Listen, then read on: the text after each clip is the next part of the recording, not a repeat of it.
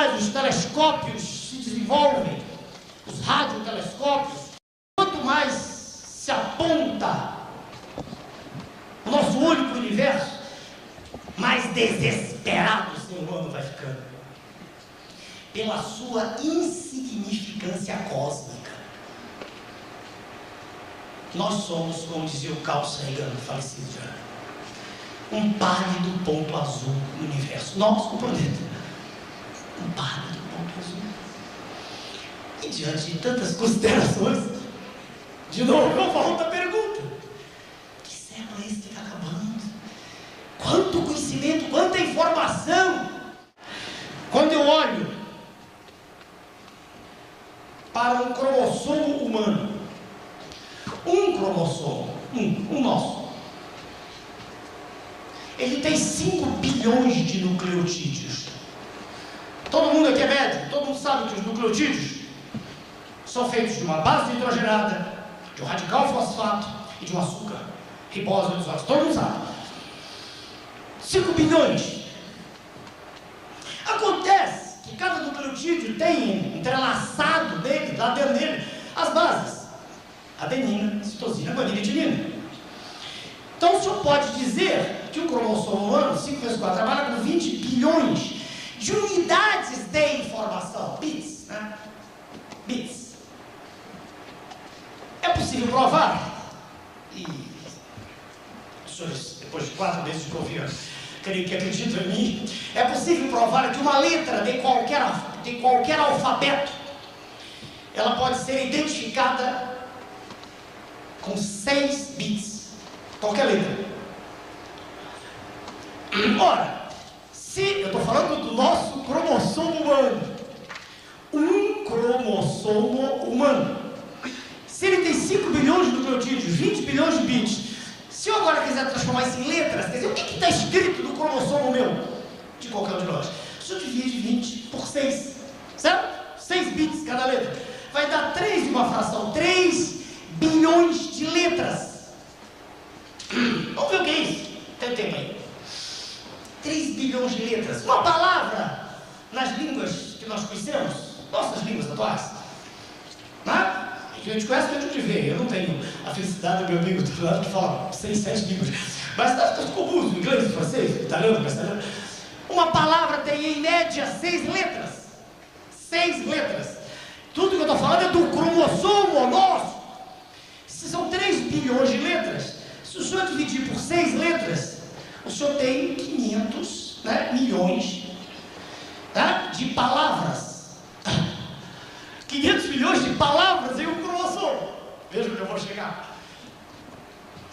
Se uma página de um livro, qualquer livro, um livro como esse, se uma página tem em média 300 palavras, uma página, se o senhor, tudo é um cromossomo, se o senhor dividir 500, fez 10 a 6, 500 milhões de palavras, por 300 palavras em cada página, simplificando isso aqui, vai dar quase 1,7, vou arredondar para 2, vai dar 2 milhões de páginas num cromossomo.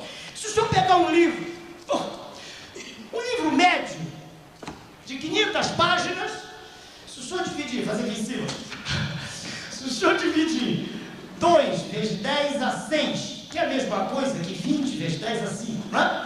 Curso primário. 2 vezes 10 a 6 é uma coisa que 20 vezes a 5. Se eu dividir isso aí por 500, né? 500, mais ou menos. 500, né? Se eu... 2 milhões, voltando, para eu não errar nas contas.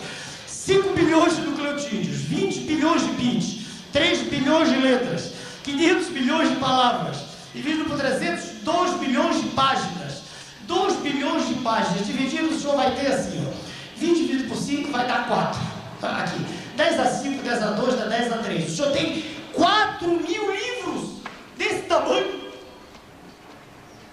4 mil livros de 500 páginas escritos em um cromossomo. Que beleza. Eu me recuso a aceitar que isso é o acaso. Eu tenho o direito de me recusar. Eu olho para o PPNO, que a minha filhinha gosta. a menor estrutura viva em liberdade. Não estou falando do vírus, o vírus não está revelado. E veja aquela coisa, o BBDO tem um bilionésimo de 5/10 de milionésimo do grama. É um bilionésimo da massa da meba, vivo, se mexendo, cheio de enzima, confusão de água. Não consigo aceitar. Eu vejo em tudo que me cerca a mão de Deus.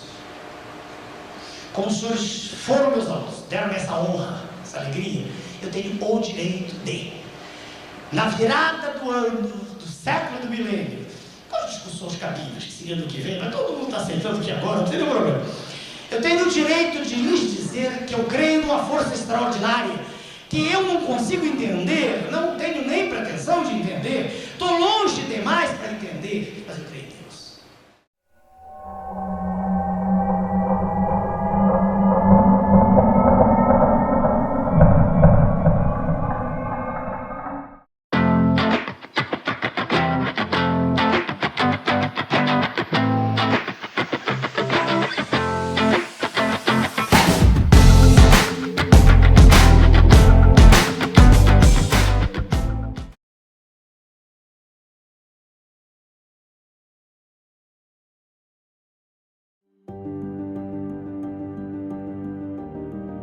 A mesma mídia suja que desdenhou do Botafogo por tanto tempo, por motivos que eu já apresentei em vídeos anteriores, tratou de rotular o professor Enéas Carneiro como maluco. Porque tem duas coisas que irritam a mídia e o jornalismo desta geração. A primeira é alguém que diz a verdade. A segunda é alguém que fala de Deus. E quando uma pessoa faz as duas coisas ao mesmo tempo, a ordem é, como se diz no jargão midiático deles, derretê-la, desqualificá-la, descredenciá-la, ao ponto de convencer a população de que a figura em questão deve ser encarada como uma ameaça à sociedade. É assim desde os tempos de Jesus Cristo, quando a população foi convencida que o melhor a fazer era soltar um ladrão, enquanto se condenava um inocente que fazia o bem, curava as pessoas e só falava de amor e de Deus. Eu confesso que fiquei impactado com o discurso fantástico do professor Enéas Carneiro, principalmente quando ele disse: "Eu vejo em tudo que me cerca a mão de Deus." Acho fantástico isso. Uma coisa que eu acho terrivelmente incoerente é quando vejo cientistas gabaritados afirmando categoricamente que não há vida em lugar algum do universo, e que ao mesmo tempo, garantem eles, a vida aqui se desenvolveu por mero acidente. Mas você tem a percepção real do tamanho do universo? Nós vivemos num canto da Via Láctea. Se conseguíssemos viajar na velocidade da luz, o que hoje é impensável, só para ir de uma ponta a outra da nossa galáxia levaria 100.000 anos. 100.000 anos.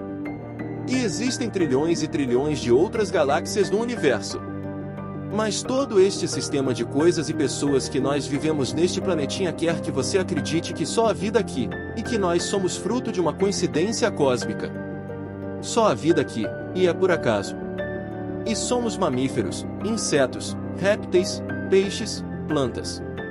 Toda esta fantástica e dispersa fauna, todo este ecossistema, toda esta atmosfera perfeita, equilibrada, magnífica, coesa. Mas nenhum criador. Nenhum arquiteto que tenha planejado tudo isso. Nada. Para eles, nós estamos aqui para nada, por nenhum propósito, significado ou razão. Sozinhos. Por pura e completa obra do acaso. Não sei você, mas para mim existe um arquiteto do universo que planejou tudo. Olha, Stemp, dessa vez eu nem vou fazer a pergunta de sempre. E o Botafogo com isso? O que eu queria saber é, não seria mais fácil Deus se mostrar para nós de uma vez? Porque aí ninguém teria dúvida nenhuma. Se ele fizesse isso, para onde iria a nossa fé? Esse é o barato da vida, é acreditar sem ver, é crer sem tocar, sem saber, é confiar naquilo que não se pode comprovar, é mostrar que estamos preparados para seguir em frente, usando a nossa fé, ainda que nossos sentidos não nos deem a devida comprovação material. Eu sigo acreditando que nós temos um Criador e que Ele fez tudo de acordo com o seu propósito. E que o futebol é só uma desculpa e o Botafogo é uma predestinação celestial.